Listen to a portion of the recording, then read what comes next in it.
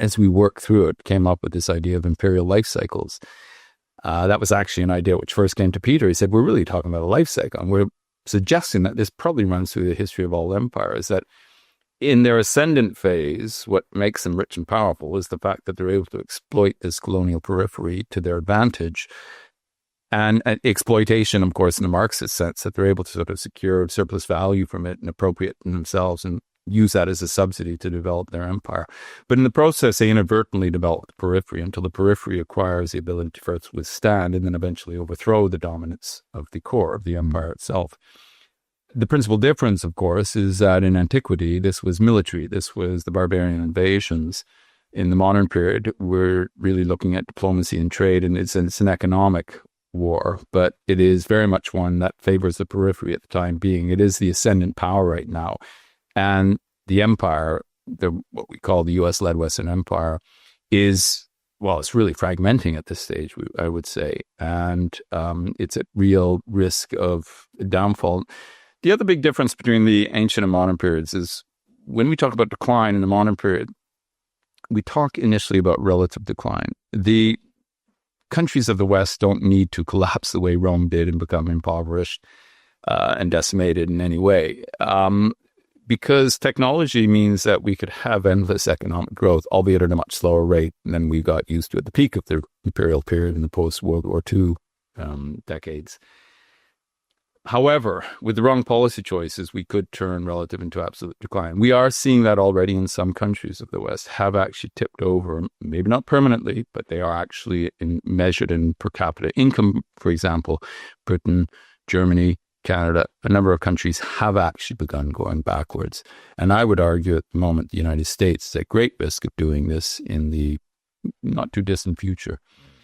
Whether that becomes permanent or is just an episode that is reversed, what is irreversible is relative decline relative to the rest of the world. And that's proven to be a pretty challenging experience for Western governments and Western electorates who are so used after just a couple of generations to basically having world affairs their way, and they no longer are able to. That is challenging enough, but the way they're responding may make it even more challenging for them in the future, particularly with this idea of trying to make their countries great again. You know, that kind of narrative. We have to go back to the way to our greatness, whether it's our imperial greatness or the period in which we ran the world. They try to do that, and it's a recipe for disaster. Do you think that seeking for things to be great again is about the absolute decline or the relative decline? Like, do you think they could manage relative decline if the absolute decline wasn't happening? I think they can manage relative decline right now if they chose to. In some sense, I think if you look at the U.S., let's say in the Obama administration and to a lesser degree in the Biden administration, there was a sort of recognition, well, we can't, let's try, every American administration tries to get out of the Middle East and they can't. But, let's try and get out of the Middle East. Let's try and reduce our footstep in Europe. Let's do this pivot to Asia, as Obama called it. And so there is a kind of sense that we have to adapt to changing realities. Right now, there's one of the things that you get in the sort of the Washington think tank community, this idea of a Thucydides trap, that a declining power eventually is going to go to war, or it's the rising power which is going to eventually go to war with the declining power. And this, of course, is used to suggest that we're inevitably on a path towards war with China. Peter and I both, in the book, we reject that. There's no Thucydides trap. But in one sense, a war has already begun. It's an economic war. And I think adjusting to this new reality in which a country like China is going to be more powerful, have more say in global affairs, and be ever more economically powerful, and adapting to that reality rather than trying to resist it.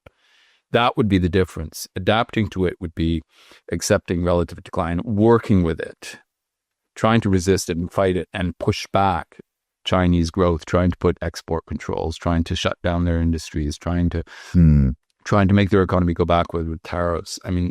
In the short term, it's going to lead to some quick wins, but medium to long term, it's almost certainly going to accelerate that transition from relative to absolute decline. Will you talk about the expansion of capitalist globalization over since Bretton Woods, basically? Would you have characterized the Roman economic system as capitalist? No, No, it wasn't a capitalist system. Um, but I guess here we have to think about what do we mean by capitalism, because an awful lot of people conflate markets and capitalism. Markets have existed throughout history or throughout human civilization. So the existence of markets does not make for a capitalist society. The existence of trade, the existence of private traders. If you look at it, you use a Marxist sense, what is the mode of production, who controls the means of production, and that would be a more simple but fruitful way to sort of come up with our understanding. And essentially what you have a capitalist society is which you have private ownership, fundamentally the means of production, with an inheritance, so that it's not you have alienable tenure rather than inalienable rights in that sense. So you can choose who to pass this to. It's your absolute right. That kind of conception of property, which is emerging in the modern period, is very much a definition. So that it's not the king or the emperor who ultimately controls the allocation of property and of resources. And it's fundamentally a system based on profit rather than rent. I mean, ideally. Now, this is why we get discussions today. Are we moving into a neo-feudal society? Because so much more of the income of Western society is based on rents and on profits. Yeah. It's not productive. It's not creative. It's very much securing a scarce resource and trying to limit it, to keep it scarce in order to inflate the rents. And there are reasons for that. We actually discussed that towards the end of the book. So no, Rome was not capitalist. The modern world is very different. In another respect, though, there's a fundamental similarity, because there is a misunderstanding. One of the common pushbacks you get, and we have got, often from people who haven't necessarily read the book, who say, well, you can't say that the modern West is an empire, because there's no administrative center, there are no colonies, and that's based on a misunderstanding of how the late Roman Empire actually functioned. And Peter talks about this not only in this book, but in his other work. There was essentially a confederal system in which Rome was a spiritual capital, but it wasn't really an administrative capital. Things were done in the name of Rome, but the empire was run from the provinces by a nobility, and the glue that kept it together was a unifying culture and a legal system and a set of institutional norms. And what we argue, that we sort of show the way in which the Bretton Woods system and the attendant set of institutions like G7, the OECD, NATO, the WTO, initially the General Agreement on Tariffs and Trade, the IMF, the World Bank, all of these are done to sort of bring together a set of Western powers, and really quite a remarkable achievement, of course. These are countries which have a history of going to war with each other because they are trying to maintain their Roman empires. But of course, under the post-war American system, the Americans oppose, Roosevelt and then Truman oppose the recreation of they won't support the British and the French to retake their empires.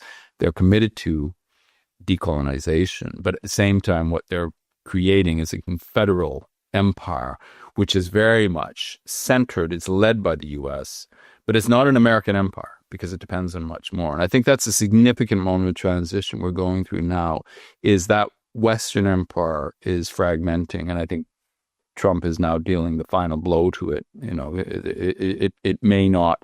And that's a significant moment, because one of the things Peter pointed out in his work on the fall of the Roman Empire, and we discuss this in the book, is that in the late stages, one of the things that critically weakens the empire and its ability to resist the barbarian invasions is internal division. As various factions and various border aristocrats start saying, well, okay, can we do a better deal? Are we actually still being served by the empire? Should we go our own way? And we're seeing, in a strange sort of way, similar narratives emerging in the world today, which is, put this country for a stop. Are we really, friends with our Western allies, or are we actually closer to Putin? And these kind of fragmenting narratives, which are becoming very common in the politics of Western societies, the unity that could be taken for granted in the second half of the 20th century is just not there. Yeah. Good news, everyone. My book about GameStop, the craziest story ever told, is now finished. Well, almost. Still waiting for the final draft. So, in the meantime, I think you should look at pre-ordering it or any one of the multiple fantastic, beautiful t-shirts that I have designed in order to sell with the book. Thank you everyone for your patience over the last few years while I have been finishing it very slowly. And I am really, really excited for people to read it. Link is in the description below. Enjoy the podcast.